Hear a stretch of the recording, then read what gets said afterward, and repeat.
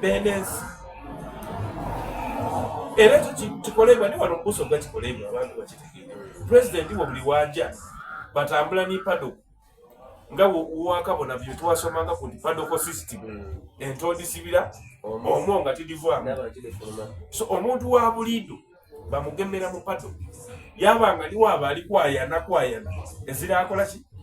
ayiruukira ategeera. Omuntu gwe babona n'oyo gwe bakoleire enjira yajja yati amawale mutente yayogera ne president if omuntu gwe tuli kwogera naye n'oyo owapa yes bwe tuli kwenda okukompletinga yenaide kulusaniya luno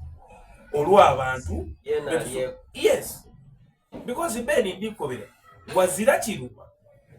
nga iwe okwagaana musanda mwino eyatondebwa oti niiwe ng'ali bulungi aye obulungi bwe atoyire ku busolo eyo gwokola ki bowa because omwavu n'atali mwavu kulikuwa obusolo aye abali kukozesa kayina abantu betusuubira nti tibali oti niife beni kiba kibiino okuwulira mu mawulire nti omuntu lebe yaibye biliyoni 4 ebiliyoni 4 yadirya omuntu ate mulala weyaga nga omuntu ono wa buliido omusolo gwali kuwa era yaibye ebiliyoni 4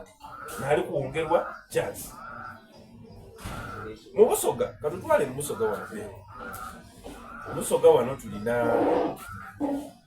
tulina Busoga is a sub-region yawire ku sub-region z'edindi. Busoga tulina example y'amaani nti bw'ojja mu sub-region z'edindi weyagaana nga Busoga tuli inuma ng'abatabanga ku Uganda eyaleero because one ife tulifa Abasoga bebawa municipalities ne DCTs balema ditamu sente wayagaana tawuni kaaso nga Palisa nga tawuni bagitaire mutamaka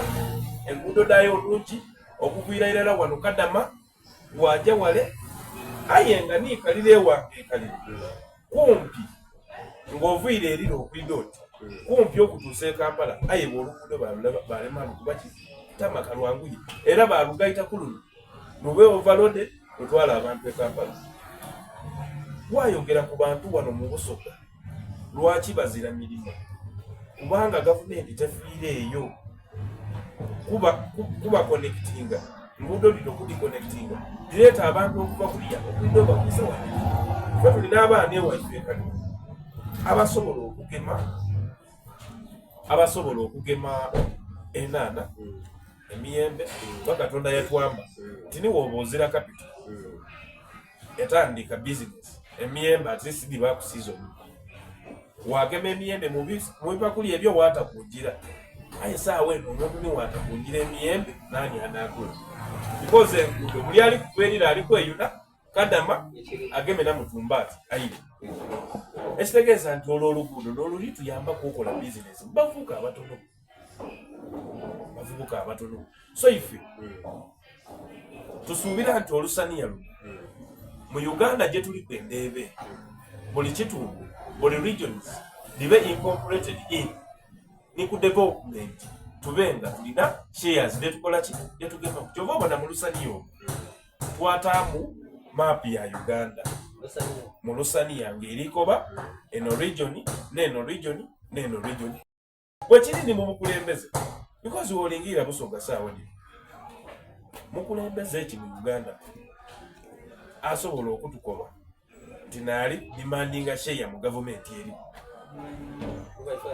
obayive mu Busoga nze nkubalire wano e Teso abakulembeze abaliyo saawa nga Teso nga sub-region erina speaker wa parliament